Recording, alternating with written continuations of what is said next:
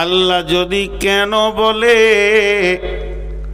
নবীজি বলছেন সঙ্গে সঙ্গে উম্মত রে তুমি জেনে নাও তোমার ঠিকানা জাহান্নাম হয়ে গেছে। ইন্না ইলাইনা ইয়াবাহুম সুম্মা ইন্না আলাইনা হিসাবাহুম। আমার কাছে ফিরে আসতেই হবে এবং হিসাব দিতেই হবে। ওই হিসাব দিতে দিতে দিতে দিতে কিয়ামতের মাঠে যার আমল নামাতে আল্লাহ একবার বলে দেবে কেন। তো নবীজি বলছেন সঙ্গে সঙ্গে উম্মত তুমি জেনে নাও তোমার ওই কেনটাকে বোঝানোর ক্ষমতা আর নাই। পৃথিবীর এমন ব্রেন নাই যে আল্লাহর কেনটাকে বুঝিয়ে দেবে। যখনই আল্লাহ কেন বলে দিয়েছেন সঙ্গে সঙ্গে জেনে নিতে হবে আমার ঠিকানা জাহান্নাম,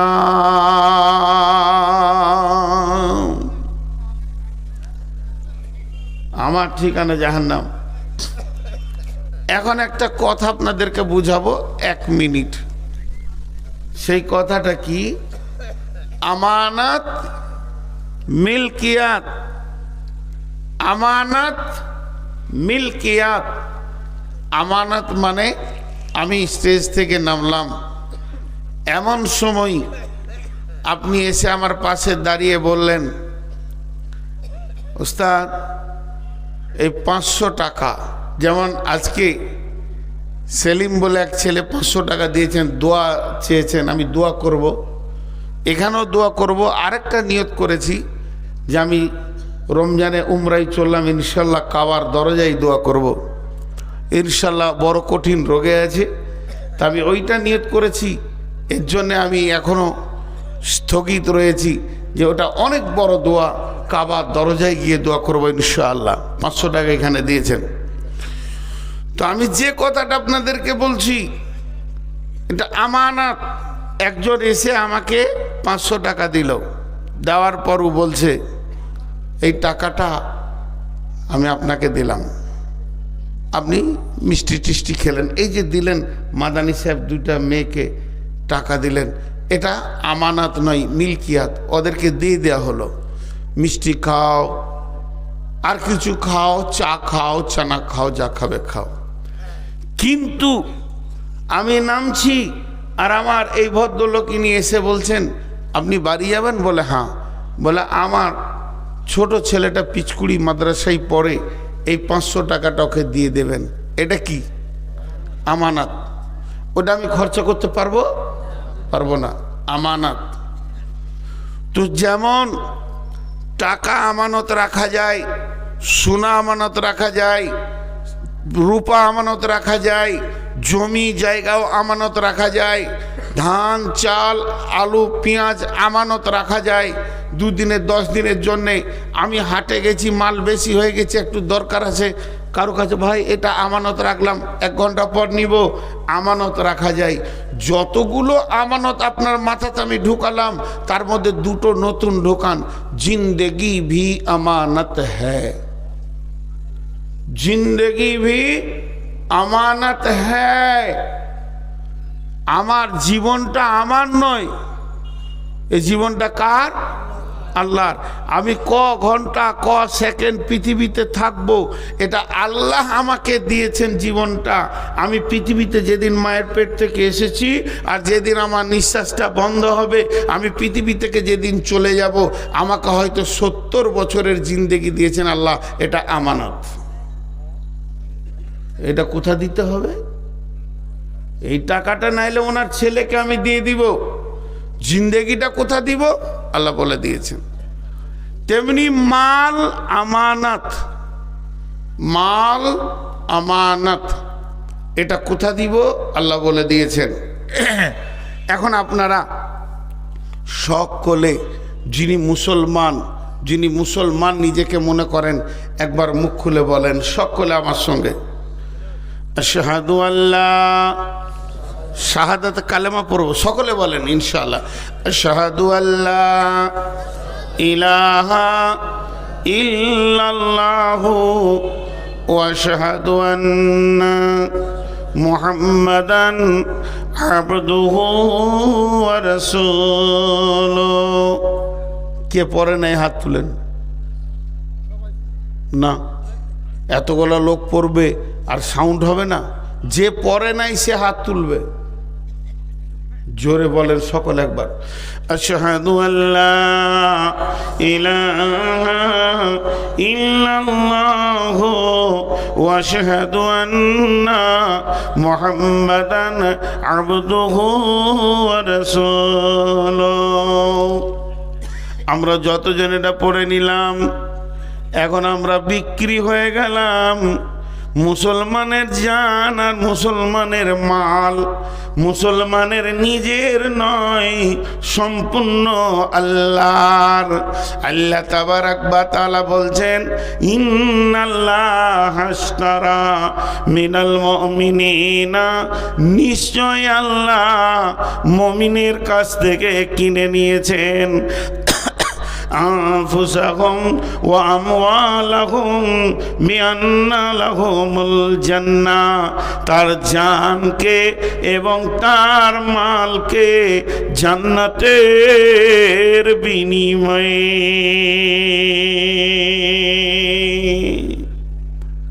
আল্লাহ বলছে তোর জান আর তোর মাল আমি দুটো কিনে নিয়েছি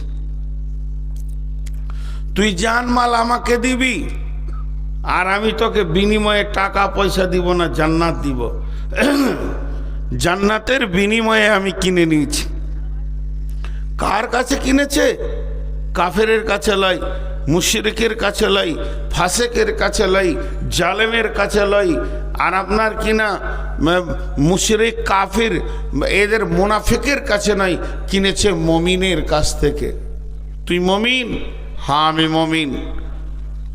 আমি মুমিন আমি ইমানদার আল্লাহ বলছে তোর জান মাল আমার এবার তোর কাছে আছে আমানত ফালা তাকরাবু ফাওয়াহিশা মা জাহারা মিনহা ওয়া মা বাতান আল্লাহ তাবারাক ওয়া তাআলা বলছেন তোর জিন্দেগিটাকে আমার রাস্তায় ব্যয় করতে হবে আমানতের এক তিল পরিমাণ যদি খিয়ানত করে দাও কঠিন কিয়ামতের দিন জবাব লাগবে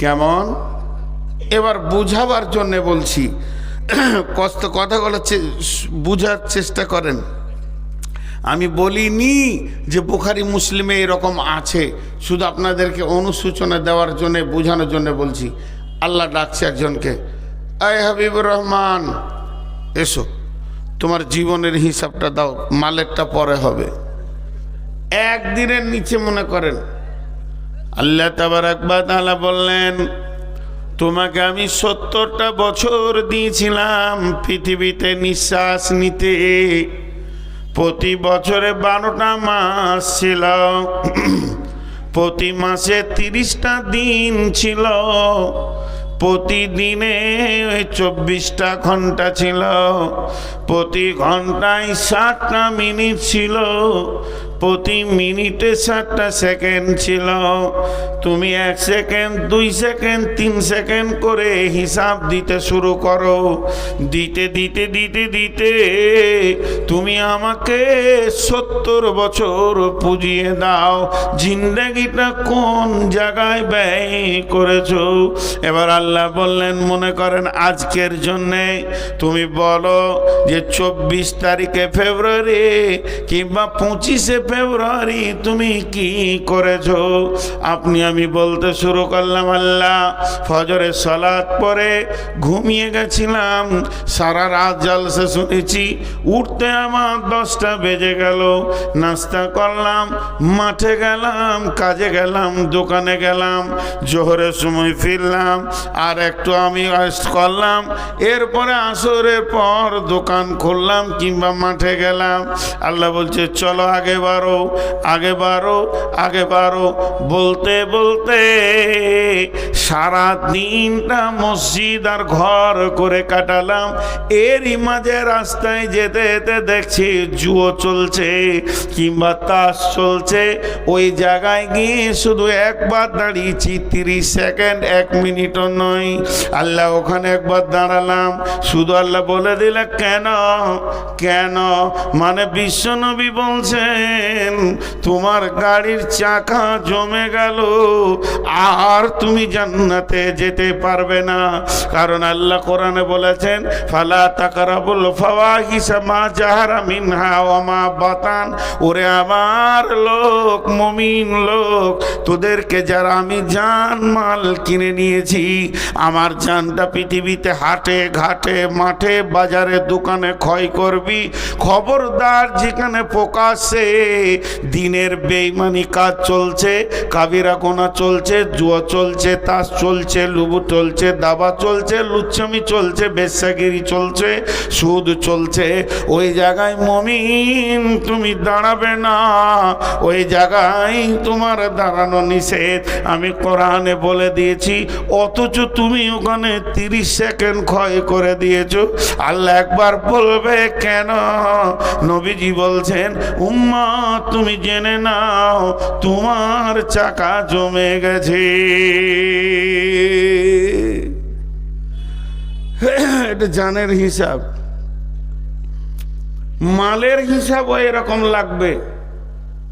আল্লাহ মাদ্রাসায় দিয়ে দিয়েছি 10,000, ঠিক আছে। মসজিদে 20,000, ঠিক আছে। এতিম মিসকিনকে দিয়েছি 50,000, ঠিক আছে, কোনো অসুবিধা নেই। আমি বলেছি মালগুলো ওখানেই দাও। হুট করে বলে দিলে পূজার চাঁদা চাইছিল, মাত্র 2 টাকা দিয়েছি। কেন? বাস জমে গেল, চাকা জমে গেল, আর আগে বাড়বে না। অতএব ইন্না ইলাইনা ইয়াবাহুম সুম্মা ইন্না আলাইনা হিসাবাহুম। আল্লাহ তাবারাক ওয়া তাআলা বলছেন আমি মুমিনের জান, মুমিনের মাল জান্নাতের বিনিময়ে কিনে নিয়েছি।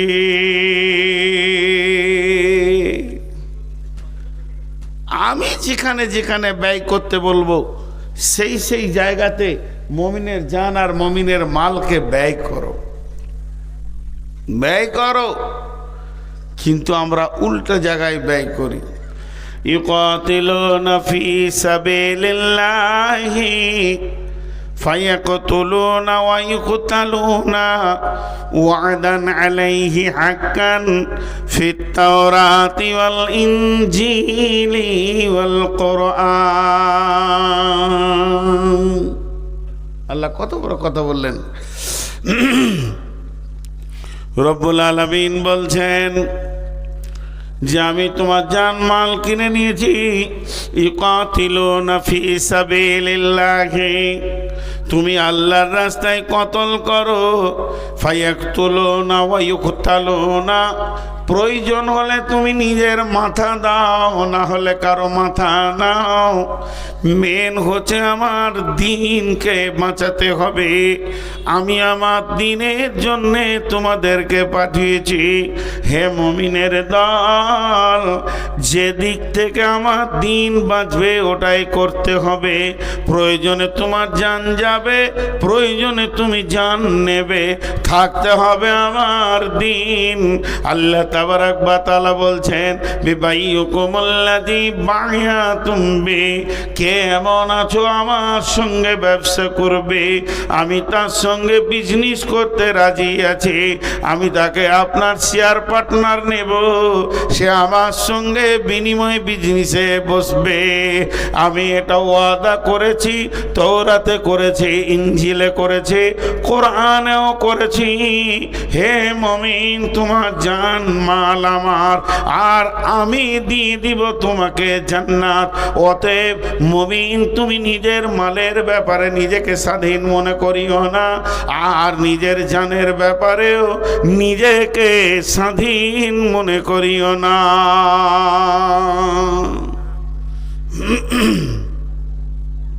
কিন্তু আমরা জানমালের ব্যাপারে উদাস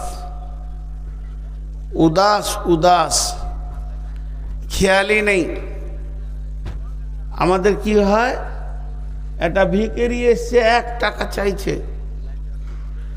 সকালে বাজারে গেছেন, একটা ভিখারি এসছে, ওকে 1 টাকা চাইছে, ধুমকিয়ে দিলেন, যা তো হামাকাই খুচরা খাজরা না এসে বিরক্ত করে, বকলেন। আর বন্ধু ওকে নিয়ে হোটেলে ঢুকে, মিষ্টির দোকানে ঢুকে মিষ্টি, সিঙ্গারা, ল্যাংচা চমচম করে 200 টাকা খরচা করে দিলেন। কোনটা আল্লাহর কাছে জমা হবে আর কোনটা খরচার খাতায় জমা হবে, খরচা লাগবে, আল্লাহর কাছে হিসাব দিতে হবে, এটা আমাদের জ্ঞানের খাতায় কোলাইছে না। জি, এটা জ্ঞানের খাতায় কোলাইছে না। বিশ্বনবী বললেন, মোতার প্রান্তে আমাদের মুসলিমদেরকে, কোরআনকে পৃথিবী থেকে উৎখাত করার জন্যে আপনার কিনা বেঈমানেরা এসে হাজির হয়ে গেছে। এবার চলো মুসলিম সৈন্য রেডি হও, অভিযান চলছে তবুকে। নাই কোনো অস্ত্র, নাই কোনো শস্ত্র, তোমরা নিজে নিজের মাল জমা করো। যখনই নবীজির ঘোষণা হলো, নিজে নিজের মাল এনে সাহাবীরা মসজিদে নববীতে জমা করছেন। সেই সাথে মেয়েরা তাদের মাল দিতে রয়েছেন, নাকের কানের খুলে দিচ্ছেন। একদিকে সাহাবীরা নিজের ঘরে টুকরি করে খুরমা, খেজুর, যা কিছু রয়েছে রসুলের কাছে হাজির করছেন। এই অবস্থা যখন চলছে, আব্দুল্লাহ জুলবাতাজাইন, আব্দুল্লাহ জুলবাতাজাইন একটা সাহাবীর নাম। এই সাহাবীটা কেমন সাহাবী, এর আব্বা মারা গেছে, মা বিধবা, চাচার কাছে মানুষ হয়েছে, আর চাচার মালের ঢেরি লেগে আছে। চাচা শুধু ঈমান আনার কারণে, চাচা বেঈমান, ভাইতিজা ঈমান এনেছে, তাই বাড়ি থেকে তাকে নাঙ্গা করে বের করে দেওয়া হয়েছে। তাকে এমনকি একটা লুঙ্গিও দেওয়া হয়নি। ওই ছেলেটা যখন বের হয়ে যায়, মা একটা কম্বল ছুঁড়ে দিয়েছিল, অর্ধেক কম্বল কোমরে পড়েছে, অর্ধেক গায়ে নিয়ে রসুলের দরবারে হাজির হয়েছেন। মসজিদে নববীতে আসহাবে সুফফা, যে সাহাবীদের কোনো ঘর বাড়ি ছিল না, সংসার ছিল না, জমি জায়গা মাল ধন কিছুই নাই, মসজিদে 1 দিন নয়, 2 দিন নয়, 7 দিন, 10 দিন, 20 দিন উপোস পড়ে থাকতো। সাদাকার খেজুর আসতো, হাদিয়া আসতো, তাই খেয়ে তারা জীবন যাপন করত। আব্দুল্লাহ সম্ভ্রান্ত ঘরের ছেলে, মালদার ঘরের ছেলে, শুধু কালেমা আনার কারণে আব্দুল্লাহকে গিয়ে আসহাবে সুফফাদের মধ্যে রয়েছে। আর যখন মসজিদে নববীতে মালের ইবাদত শুরু হয়ে গেছে, দানের ইবাদত শুরু হয়ে গেছে, ইয়া রাসূলুল্লাহ আমারটা নেন, ইয়া রাসূলুল্লাহ আমারটা নেন, আব্দুল্লাহ একবার করে উঠছে আর একবার করে বসছে, মনে মনে ভাবছে, গায়েরটা দিলে গা খালি, নামটা দিলে পাছা খালি, আমি কোনটা দিব রে? আজকে কি এই প্রতিযোগিতায়, এই লিস্টে কি আমার নামটা আসবে না? একটা খেজুরও নাই, জয়মালের উপরে খেজুরটা রেখে দিই, এত আফসোস, মনের ভিতরে জোয়ার ভাটা চলছে। এমন সময় আব্দুল্লাহ থাকতে না পেরে রসুলের কাছে এসে হাজির হয়ে গেলেন। ইয়া রাসূলুল্লাহ, ইয়া হাবিবাল্লাহ, আজকের মালের প্রতিযোগিতাতে আমি আব্দুল্লাহকে শরীক হতে মন গঞ্জেছে, কিন্তু আমার কাছে কোনো মাল নাই যেটাকে দিয়ে আমি শরীক হব। অনেক ভেবে চিন্তে একটা জিনিস খুঁজে পেয়েছে। দয়ার নবী গো, যদি আপনি কবুল করলেন তো কাজে লেগে যায়। বলে কি? বলে আমি আমার জানটাকে আল্লাহকে দিয়ে দিতে চাই। বিশ্ব নবী বললেন, আব্দুল্লাহ কবুল, তুমি রেডি হয়ে যাও। এবার তবুকের ময়দানে যখন সৈন্যরা যেতে শুরু করলেন, আব্দুল্লাহকে রসুলের কাছে দোয়া নিচ্ছেন, ইয়া রাসূলুল্লাহ আমি অভিযানে বের হয়ে গেলাম। বিশ্ব নবী আব্দুল্লাহর ঘাড়ে হাত রেখে বললেন, আল্লাহ আমি আব্দুল্লাহর রক্তকে বেঈমানদের জন্য হারাম করে দিলাম।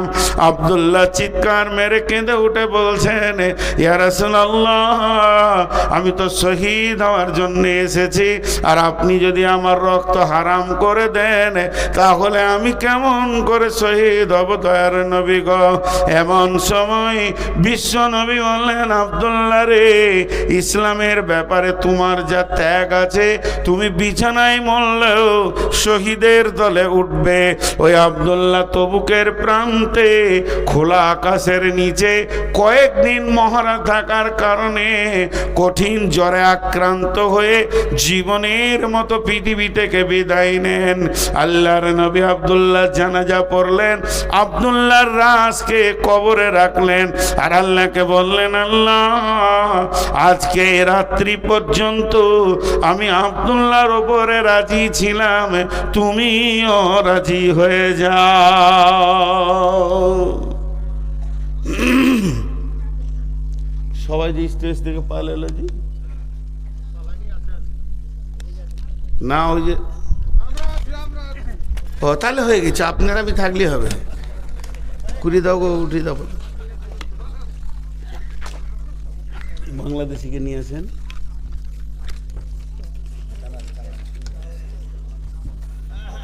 আমার 12টা পর্যন্ত না, 12টা পর্যন্ত, তারপরে তো কিছু খানিক কালেকশন করবো।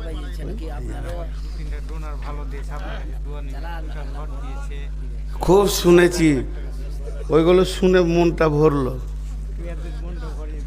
না। ওই ফাঁকা জায়গাতে আপনি আমি গিয়ে বসবো, যে আপনি বাংলাদেশকে নিয়ে আসেন, আমি 12টা ছাড়বো, খালি কালেকশন করবো, 12টা পর্যন্ত বাইন করবো, কালেকশন করবো। ওনাকে আনেন, ওরা আবার সোনো পাউডার পরে বাংলাদেশের লোক, 1.5 ঘন্টা লাগে, আর আমরা ঘুম থেকে উঠেই দৌড়ি।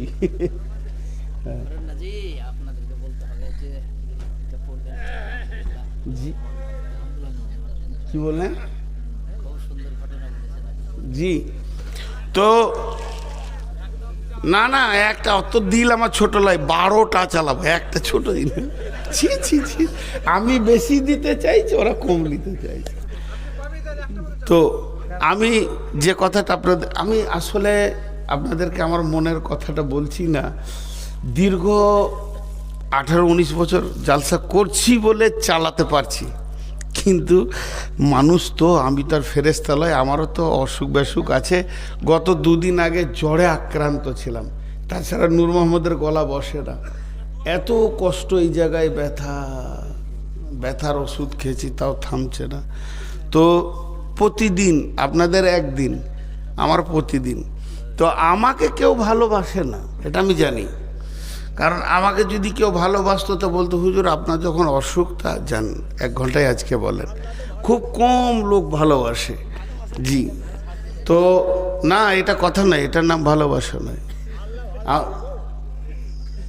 আল্লাহ ভালো তো বাসি সবাইকে রে বা, কেন বলতে হয় না, কষ্ট দিতে হয় না মানুষের মনে।